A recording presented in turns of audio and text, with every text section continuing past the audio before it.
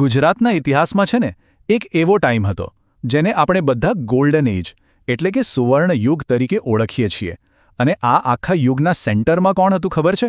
સોલંકી વંશના સૌથી પાવરફુલ રાજા સિદ્ધરાજ જયસિંહ. પણ સવાલ તો એ જ છે કે એમના રાજમાં એવું તો શું ખાસ હતું કે એને આટલું મોટું નામ મળ્યું? ચાલો આજે આ જ સવાલનો જવાબ શોધીએ. હવે આ સવાલ ખરેખર વિચારવા જેવો છે. આખરે કોઈપણ રાજને સુવર્ણયુગ કેમ કહેવાય? શું ખાલી લડાઈઓ જીતવાથી? કે પછી એમાં આર્ટ, કલ્ચર અને લોકોની ખુશી જેવી વસ્તુઓ પણ ગણાય? સિદ્ધરાજ જયસિંહની વાત કરીએ ને તો જવાબ આ બધી જ વસ્તુઓના એક પરફેક્ટ મિક્સમાં છુપાયેલો છે. તો સિદ્ધરાજના આ સુવર્ણયુગને બરાબર સમજવા માટે આપણે એના 3 મેઇન પાયા જોવા પડશે. જુઓ, પહેલો પાયો છે એકદમ શક્તિશાળી શાસન, જેનાથી આખા રાજ્યમાં સ્ટેબિલિટી આવી. બીજો પાયો છે કલ્ચરલ ગ્રોથ, એટલે કે સાંસ્કૃતિક સમૃદ્ધિ, જેને રાજ્યને એક ઓળખ આપી, એક આત્મા આપ્યો. અને ત્રીજો એ છે ભવ્ય બાંધકામ, જેણે આ યુગને હંમેશા માટે યાદગાર બનાવી દીધો. તો ચાલો શરૂઆત કરીએ પહેલા પાયાથી. જુઓ, કોઈ પણ મોટો યુગનો પાયો છે ને એ હંમેશા સ્થિરતા પર જ ટકેલો હોય છે. અને આ સ્ટેબિલિટી ક્યાંથી આવે? એક પાવરફુલ સામ્રાજ્યમાંથી. સિદ્ધરાજ જયસિંહ આ વાતને બરાબર સમજતા હતા. એટલે જ એમણે સૌથી પહેલું કામ શું કર્યું? ગુજરાતને એટલું મજબૂત અને સુરક્ષિત બનાવ્યું કે એના પર ભવિષ્યના વિકાસની એક આખી ઇમારત ઊભી કરી શકાય. એમનું શાસન કોઈ નાનું સૂનું નહોતું. લગભગ અડધી સદી સુધી ચાલ્યું. વિચારો, ઈસવીસન 1094માં એક ગાદી પર બેઠા અને પછી ધીમે ધીમે પોતાની તાકાત એટલી વધારી કે માળવા જેવા મજબૂત ગણાતા પ્રદેશ પર પણ એમનો દબદબો સ્થાપી દીધો. એમના આ 49 વર્ષના લાંબા શાસનનો મતલબ જ હતો સ્ટેબિલિટી અને ગ્રોથ. તો એમની પોલિટિકલ અચીવમેન્ટ શું હતી?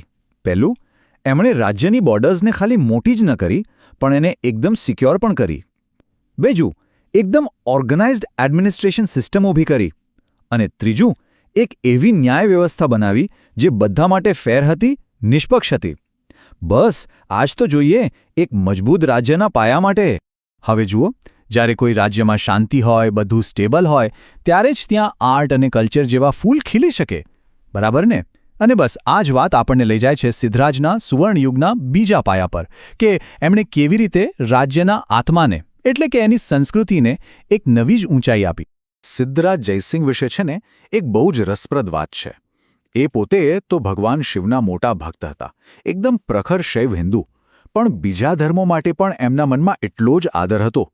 એટલે એક તરફ એમણે હિન્દુ ધર્મનું રક્ષણ કર્યું, તો બીજી બાજુ એમના જ રાજમાં જૈનો અને બીજા સંપ્રદાયોને પણ પૂરેપૂરું માન અને સુરક્ષા મળતી હતી. આ જે બેલેન્સ હતું ને એ જ એમની સાચી મહાનતા બતાવે છે.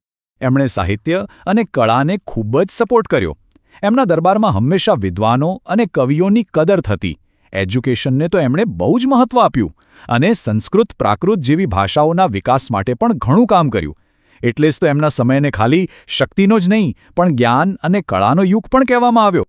તો હવે આવીએ ત્રીજા અને સૌથી દેખીતા પાયા પર, એટલે કે એ ભવ્ય બાંધકામ જે આજે પણ આપણને એ સુવર્ણયુગની યાદ અપાવે છે.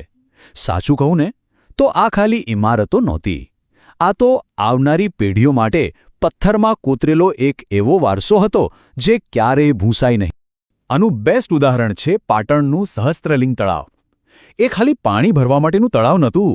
ના, એ તો એ સમયની એન્જિનિયરિંગ અને વોટર મેનેજમેન્ટનો એક અદ્ભુત નમૂનો હતો, એક ચમત્કાર હતો. આના પરથી જ ખબર પડે છે કે સિદ્ધરાજનું વિઝન ખાલી રાજ જીતવા સુધીનું નહોતું, પણ સામાન્ય લોકોનું જીવન કેવી રીતે સારું બને એના પર હતું. અને હા, રાણીની વાવને કઈ રીતે ભૂલી શકાય? આજે તો આખી દુનિયા એને ઓળખે છે. યુનેસ્કોએ પણ એને વર્લ્ડ હેરિટેજ સાઇટનો દરજ્જો આપ્યો છે. સાચું કહું તો આ વાવ સોલંકી આર્કિટેક્ચરનું પીક છે. એની જે બારીક કોતરણી છે, એની જે ભવ્યતા છે, એ સીધું જ સિદ્ધરાજના સમયની કળા કેટલી ઊંચાઈ પર હતી એ બતાવી દે છે. તો બસ આ ત્રણેય પાયા, શક્તિશાળી શાસન, સમૃદ્ધ સંસ્કૃતિ અને ભવ્ય સ્થાપત્ય, આ બધું મળીને એક એવો વારસો તૈયાર કરે છે જે આજે પણ જીવંત છે.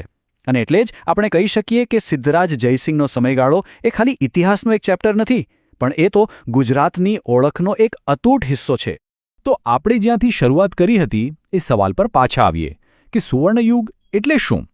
તો જુઓ, સુવર્ણયુગ એટલે એક એવો સમય જ્યારે સ્ટેબલ ગવર્નમેન્ટ હોય, કલ્ચરનો વિકાસ થતો હોય અને ચારે બાજુ સમૃદ્ધિ હોય. અને આ બધું કોના લીધે શક્ય બને? એક વિઝનરી લીડરના કારણે. સિદ્ધરાજ જયસિંહનું શાસન આ વ્યાખ્યામાં એકદમ ફિટ બેસે છે. કદાચ આખી વાતનો સાર આ એક જ વાક્યમાં છે.